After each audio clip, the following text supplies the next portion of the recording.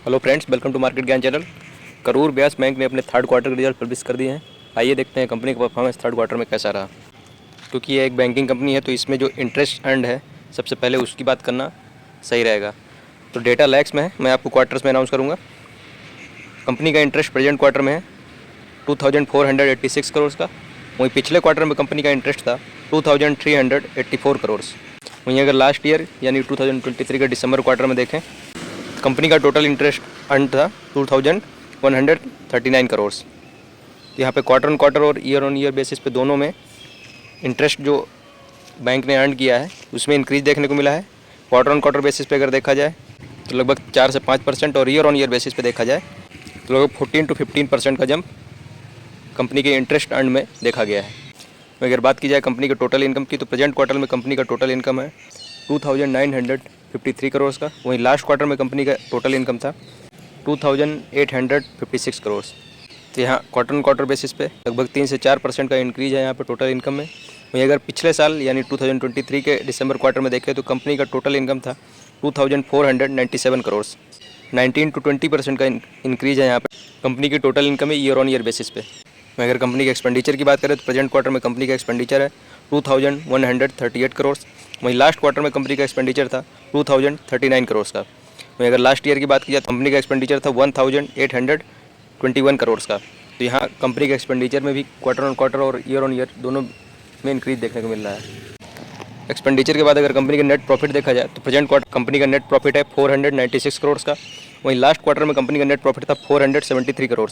यहाँ पे लगभग 4 से 5% का इंक्रीज है कंपनी के नेट प्रॉफिट में क्वार्टर ऑन क्वार्टर बेसिस पे। वहीं अगर पिछले ईयर की बात करें तो कंपनी का प्रॉफिट था 411 करोड़ का। तो ईयर ऑन ईयर बेसिस पे लगभग 19 से 20%, 19 to 20% का इंक्रीज है। तो दोनों क्वार्टर ऑन क्वार्टर और ईयर ऑन ईयर बेसिस पे कंपनी के प्रॉफिट में भी इंक्रीज देखने को मिल रहा है। क्योंकि करूर व्यास एक बैंकिंग कंपनी है तो इसके ग्रॉस एनपीए जो है उसका परसेंटेज जानना भी जरूरी है। तो क्वार्टर ऑन क्वार्टर बेसिस पे कंपनी का जो एनपीए है प्रेजेंट क्वार्टर में 0.83 का। वहीं अगर पिछले क्वार्टर में देखें तो कंपनी का एनपीए था 1.1 का और लास्ट ईयर 1.58। यहाँ दोनों क्वार्टर ऑन क्वार्टर और ईयर ऑन ईयर बेसिस पे कंपनी का जो एनपीए है उसका परसेंटेज डिक्रीज होते हुए दिखा, जो कि कंपनी के लिए अच्छी बात है।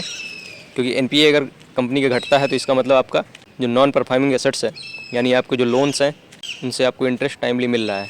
कंपनी के ईपीएस की बात की जाए तो प्रेजेंट क्वार्टर में अर्निंग पर शेयर है 6.16 का। लास्ट क्वार्टर में कंपनी का ईपीएस था 5.89 का। अगर लास्ट ईयर देखा जाए तो कंपनी का ईपीएस था 5.13। यानी क्वार्टर ऑन क्वार्टर और ईयर ऑन ईयर बेसिस दोनों में कंपनी के ईपीएस में भी इंक्रीज देखने को मिला है। जैसा ट्रेंड कंपनी के प्रॉफिट और एनपीए में देखने को मिल रहा है वैसा ही ईपीएस में भी ट्रेंड देखने को मिला है यहाँ पे। तो काफ़ी अच्छे रिजल्ट्स और कंपनी का एनपीए डिक्रीज होते हुए दिखा है दोनों क्वार्टर ऑन क्वार्टर और ईयर ऑन ईयर बेसिस पे। वहीं अगर कंपनी के शेयर होल्डिंग पैटर्न देखा जाए तो प्रमोटर्स की share holding quarter on quarter basis पे चेंजेस देखने को नहीं मिल रहे हैं। लास्ट क्वार्टर में 2.13% का प्रमोटर्स का शेयर होल्डिंग था जो कि प्रेजेंट क्वार्टर में भी सेम है। वहीं अगर एफआईआई की शेयर होल्डिंग देखें तो मार्जिनल डिक्रीज देखने को मिला है क्वार्टर ऑन क्वार्टर बेसिस पे। लास्ट क्वार्टर में यानी सितंबर 2024 क्वार्टर में 15.1% का एफआईआई का शेयर होल्डिंग था। वहीं प्रेजेंट क्वार्टर में डिक्रीज होकर 14.8% बचा है।